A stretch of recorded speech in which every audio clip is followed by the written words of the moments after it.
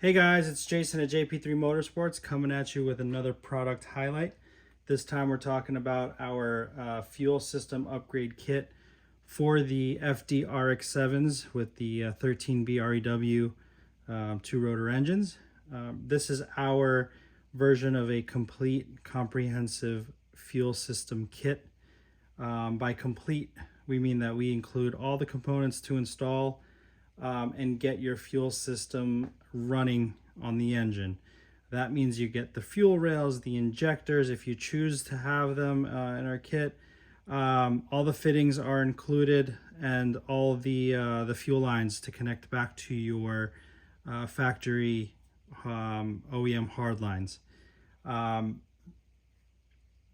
This kit we feel fits form and function because it has a very simplified fuel line setup where there's a single feed and return, and there's, it gets rid of some of the extra lines that a lot of the older kits and different kits that were out on the market have.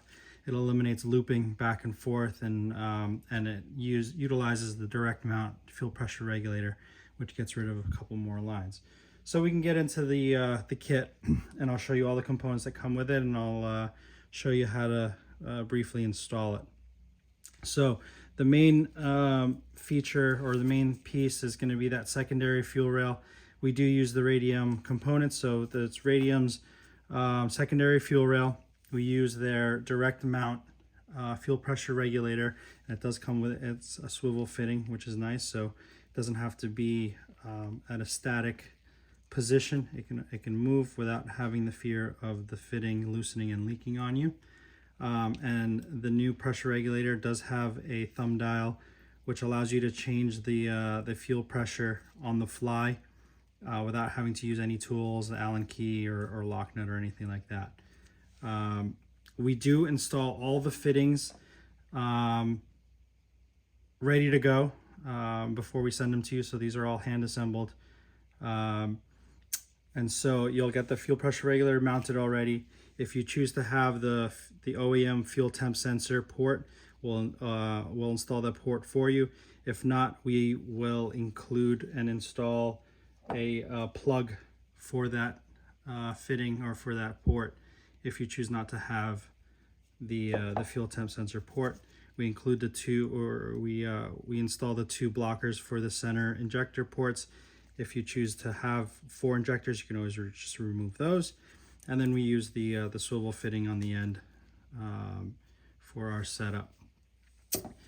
The primary fuel rail will have the fittings as well installed here, and you'll have the spacers and everything ready to go. All you have to do is just cut these zip ties off, and it's ready to install. We don't mount the fuel pulsation dampener, which is included in the kit. We don't mount it yet because one of the bolts has to go through. If we mount it already, you'll have to remove it again and then to install. So we leave that separate. We include a hard line for connecting the primary and the secondary fuel rails. It's an aluminum hard line with AN fittings and flared at the end for those. We include the injector seats. Will be included as well. And then you'll have a few choices of primary and secondary fuel injectors. You also have the option of supplying your own injectors if you already have them, or you're using from a different car or whatnot. But we have an option to include those. If you do buy the injectors, we include some extra O-rings for you. When you do buy the injectors, they also come with the connectors, the pins, and the little weatherproof seals. So if you need to change out the connectors on your harness, those will be included as well. We also include 2 AN PTFE fuel lines. These are crimped and not the usual screw-on types. So these are crimped in-house, pressure tested, and ready to go, so that make sure that there's no leaks. These are assembled in-house, and so that's something that, just a side note, that we may be offering in the future. We're making custom lines for people with the crimped fittings, so that way much nicer look, much more motorsports look, and much more guaranteed not to leak. We also include an optional line separator, which holds down these lines onto the motor for you guys to use. And then we include the fuel line and the barb fitting. So what we do is we convert over from, at the end of the AN lines, we'll put on a barb fitting and convert back to the rubber hose. These are 5/16 rubber hose, which is the same size as the fuel lines, the hard lines on the car. The AN lines are 3/8. So if a lot of guys in the past have just put the AN line straight to the OEM hard lines, which will eventually leak or will cause a leak and engine fire. So what we do is we do the safest route and we convert back to the fuel hose, rubber fuel hose, and then we include some stainless steel clamps for those. We also do include a couple of other things that come from Radium, some vacuum hose and some different style ports for your fuel pressure regulator. You can use an AN, I think this is a 3AN, or a push to connect hose to change the nipple on there. So we'll include those if you choose to change those. So this is our kit. This is our idea of a complete kit, and we try to include everything that we think is necessary to connect your fuel system and hook it all up. And we also install all the fittings and ready, so that way the kit is ready to go once it gets into your hands. So next up, I'll show you how to install onto the engine, and then we'll go from there. All right, so we got here our mock-up motor. It has the OEM lower intake manifold installed. It's just going to look the same if you were running the excessive or ground zero equal runner lower intake manifold. So one of the first things you want to do, first of all, if you guys have still have the OEM motor, original motor, some of the motors have the injector baskets in there. There's a lot of write-ups and things like that, so how to take them out using some thin pliers and using a vacuum to make sure it doesn't drop in the motor. I'm not going to go into that, but you want to have them removed. They're not really necessary for using the aftermarket injectors. So once you have those removed, then you're going to put the injector seat, O-ring seats that Radium includes. You're going to put them on both. So this is going to be the same procedure for the OEM and for the ground zero or excessive lower intake manifold. So you're going to put all the O-ring seats in, and you're going to put the standoffs for the secondary fuel rail in. Once you have that, then we're going to start off and put the primary fuel rail in. All right, so I'll show you that. All right, so we got the primary fuel rail in. One thing I forgot to mention is that make sure when you're putting all the injector seats in to lubricate the O-rings, of course, and then also lubricate the O-rings for the top and bottom, on the top and bottom of the injectors. So once you have that, you're going to put the screw these Allen bolts in, but you're going to still leave them slightly loose so that you can still have some play here, okay? And then you're just going to position the injectors pointing off the side, so that way you can still access it when you're putting your harness connectors in. All right, and we're going to leave the full fuel pulsation dampener off for now, and now we're going to put on the primary fuel rail. All right, so now we got the primary fuel rail in. You kind of put it all in together with the injectors in place. All right, and we also had the fuel temp sensor put in. And that's how it looks put in. So you're going to put it all in, and you're still going to leave it slightly loose so that way we can put the hard line in. Okay, so I'll show you that next and show you what it looks like. All right, so when we're ready to put the hard line in, on the excessive ground zero equal length manifolds, you're going to see that one leg is longer than the other, so you'll see that it only fits in one orientation. But for the OEM manifold, you'll see that the legs have very close lengths. And so to indicate which orientation we want you to install it in, we stamped a T. If you can see here, it's a little hard to see. get it to focus. So you'll see the T right on the top of that fitting to indicate which is going to go to the top. So once you see that, and you know what orientation is going to be in, you're going to slide these back. And what you're going to do is, the reason why we make the rails still loose, you're going to see and visually see that the two ends are going to seat at the bottom of the AN line, or at the tip of the AN fittings. Once you see that, then you can slide these fittings in. A little hard to do with one hand, but once you see that, then you can slide the fittings in and tighten them down. Once we tighten these down, then we can go ahead and tighten down the fuel rails. All right, so I'll show you that. All right, so once you have the hard line installed and tightened up, then you can tighten down the primary fuel rail. Once the primary fuel rail is tightened down, what you're going to want to do is, now you're going to loosen this fitting at the top, and then you're going to take the two and loosen up the two Allen screws.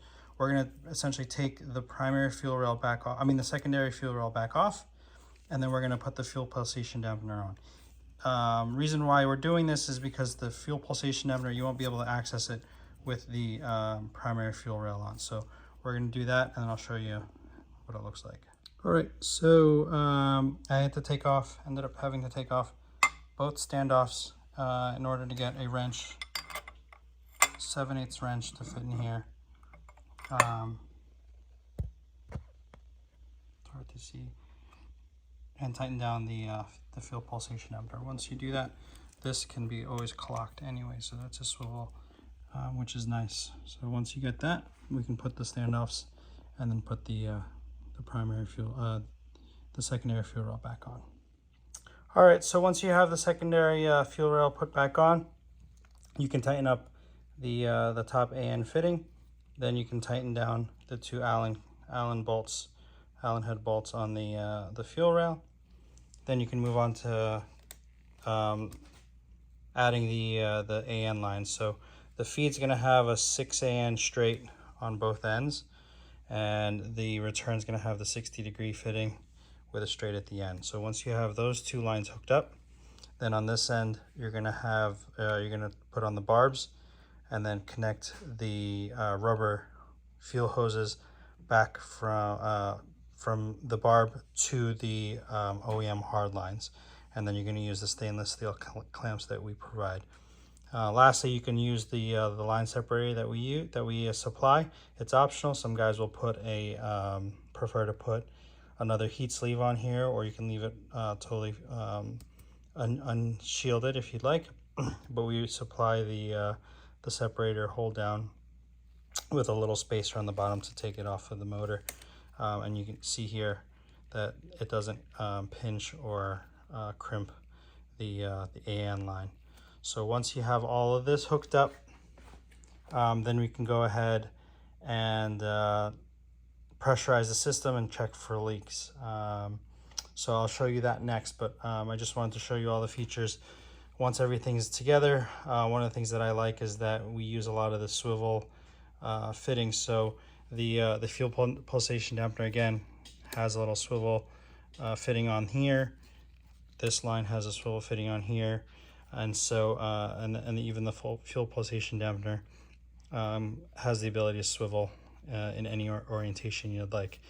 This is a great feature. So if you're working on the engine, putting all your harness and your any of the fittings or anything else on the motor, and you end up moving the line, there's always a fear of loosening any of the fittings and then getting a leak. So with these fittings, these swivel fittings, you can move, and you have the flexibility to move around and not have the fear of causing any of the fittings to loosen and leak out. So next I'll show you guys how to pressurize the system and just check for leaks on the car.